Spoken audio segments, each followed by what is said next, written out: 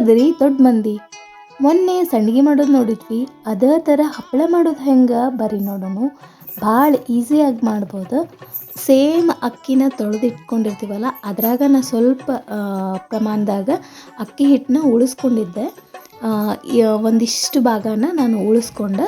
ಅದಕ್ಕೆ ನಾನು chilli flakes ಮತ್ತು ಅಂದ್ರೆ ಒಣ ಮೆಣಸಿನ್ಕಾಯಿ ಪುಡಿ, ಉಪ್ಪು, ಸೋಡಾ ಪುಡಿ ಮತ್ತು ಜೀರಿಗೆ ಹಾಕಿ ಚೆಂದಾಗಿ ಮಿಕ್ಸ್ ಮಾಡಿ ಅದಕ್ಕೊಂದು 3 ಚರಿಗೆಯಷ್ಟು ನೀರು ಅಂದ್ರೆ 3 ಲೀಟ್ರಷ್ಟು ನೀರು ಹಾಕಿ ಮಿಕ್ಸ್ ಮಾಡಬೇಕು. ಈ ಹದಕ್ಕೆ ಬರುವಷ್ಟು ಇದನ್ನು ಕುದಿಸ್ಕೋಬೇಕು.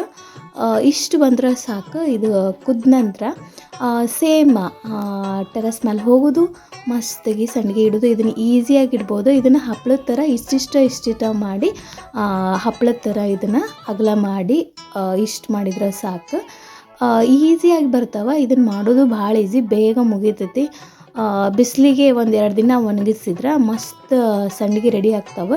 ಭಾಳ ತೆಳು ಆಗ್ತಾವೆ, ನೋಡ್ಬೋದು. ತಿನ್ನೋಕ್ಕೂ ಅಷ್ಟು ಕ್ರಿಸ್ಪಿಯಾಗಿ ಕರಗ್ತಾವೆ ಬಾಯಾಗ, ಅಷ್ಟು ರುಚಿ ಬರ್ತಾವೆ.